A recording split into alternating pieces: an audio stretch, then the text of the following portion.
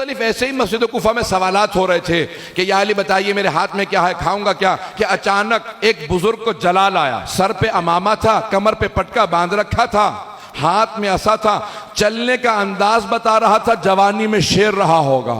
ایک مرتبہ صفوں کو چیرتے ہوئے آگے بڑھے اور آنے کے بعد کہا یا علی میرے کچھ سوالات ہیں لیکن میں اپنی زبان میں سوال کروں گا۔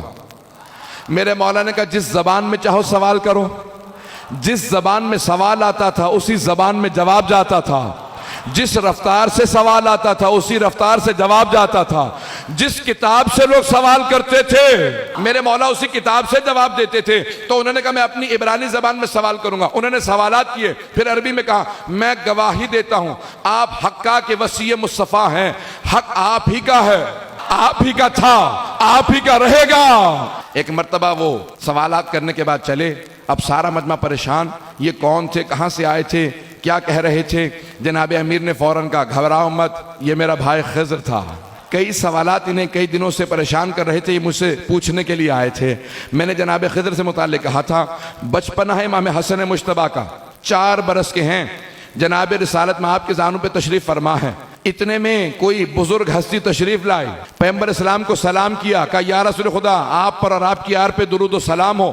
پیغمبر نے اشارہ کیا بس میں بیٹھنے کے لیے، وہ تشریف فرما ہوئے، کہا یا رسول اللہ کچھ سوالات کرنا چاہتا ہوں۔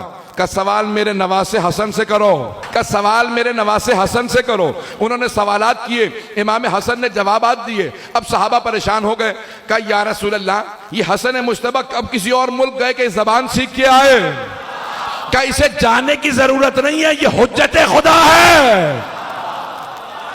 کہا یا رسول خدا یہ کون تھے، کس زبان میں سوال کر رہے تھے؟ کہا یہ میرا بھائی خضر تھا، اپنی زبان میں سوال کیا۔ حسن نے جواب دیا کون ہے جناب خضر؟ جب جناب موسیٰ کو سیکھنا ہو، توجہ، جناب موسیٰ کو اللہ نے کہا موسیٰ جاؤ جا کے میرے عبد صالح کے پاس دوبارہ سیکھو۔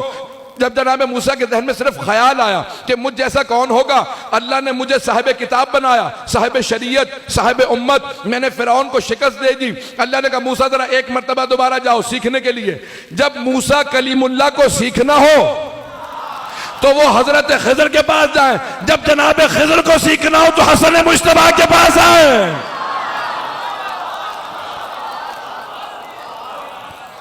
یہ حضرت امام حسن مجتبیٰ علیہ السلام ہے کہ جہاں انبیاء سلام کرتے نظر آئیں گے۔